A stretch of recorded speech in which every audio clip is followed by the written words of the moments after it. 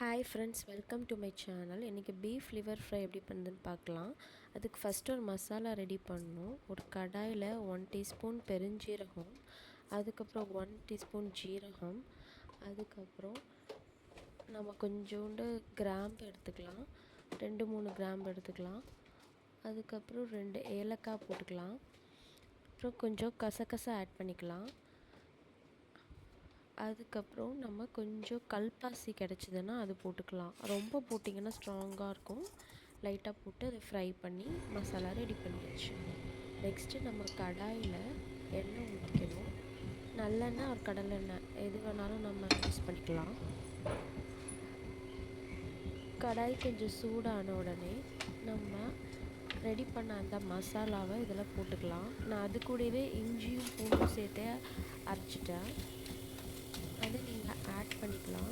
Add பண்ணி எண்ணெயில் ஒரு 2 to 3 மினிட்ஸ் நல்லா ரோஸ்ட் பண்ணிங்கன்னா அந்த பச்சை வாசனை போய் உங்களுக்கு நல்லா ஒரு அரோமா கிடைக்கும்.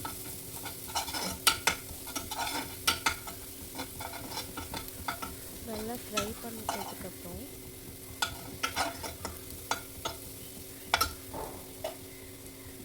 ஒரு பெரிய சைஸ் வெங்காயம் நான் வெட்டி வச்சுருக்கேன், அதையும் சேர்த்து ஆட் பண்ணிக்கலாம். கொஞ்சம் உப்பு போட்டுக்கிறேன், அப்போ சீக்கிரமாக அது ஃப்ரை ஆகிடும். ஸோ கொஞ்சம் நேரத்துக்கு இந்த மசாலா இந்த வெங்காயத்து கூட சேர்கிற மாதிரி நல்லா கிளறி விட்டுக்கோங்க.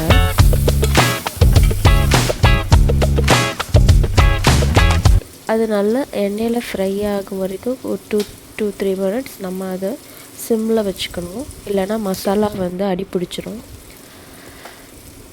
தென் நம்ம மஞ்சள் பொடி, அவங்க காரத்துக்கு ஏற்ற மாதிரி சில்லி பவுடர், கரம் மசாலா, இந்த 3 ஆட் பண்ணிக்கிறேன்.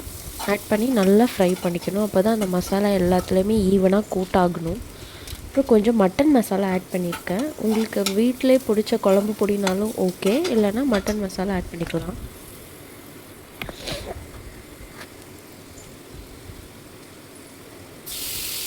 இப்போ பீஃபோட லிவர் ஒரு 1/4 கிலோ வாங்கியிருந்தேன். அதை நல்லா மஞ்சளும் கல்லுப்பும் போட்டு நல்லா வாஷ் பண்ணி எடுத்துட்டதுக்கப்புறம் இதெல்லாம் நான் ஆட் பண்ணுறேன்.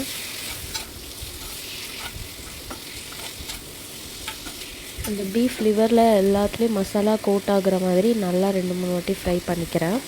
கொஞ்சம் பெப்பர் பவுடர் ஆட் பண்ணியிருக்கேன், அப்போ தான் காரம் நல்லாயிருக்கும். எப்பயுமே நான்வெஜ்ஜில் கொஞ்சம் காரம் தூக்கலாக இருந்தால் நல்லா டேஸ்ட்டாக இருக்கும்.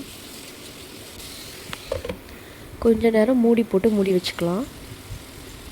லிவர்லேருந்து நல்லாவே எண்ணெய் தண்ணியும் வரும், ஏன்னா ஃபேட்டும் இருக்கனால. ஸோ அதுலேருந்து தண்ணி வரனால நம்ம அந்த தண்ணியிலே குக் பண்ணிக்கலாம், எக்ஸ்ட்ரா வாட்டர் ஆட் பண்ண வேணாம். ஒரு 5 மினிட்ஸ் கழித்து ஓப்பன் பண்ணி பார்த்துட்டு தண்ணி கொஞ்சம் வந்திருந்தது. ஸோ திரும்பவும் நம்ம ரோஸ்ட் ஆகிற வரைக்கும் சிம்லே வச்சிடலாம்.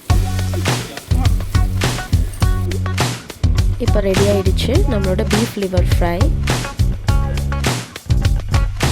பீஃப் லிவரோட நியூட்ரிஷன் வேல்யூ பார்த்திங்கன்னா வைட்டமின் ஏவும் அயனோட ரிச்சஸ்ட் சோர்ஸாக இருக்குது. வைட்டமின் ஏ வந்து 3 டைம்ஸ் வந்து அதிகமாக இருக்குது, அண்ட் அயன் 4.1 mg கிடைக்குது.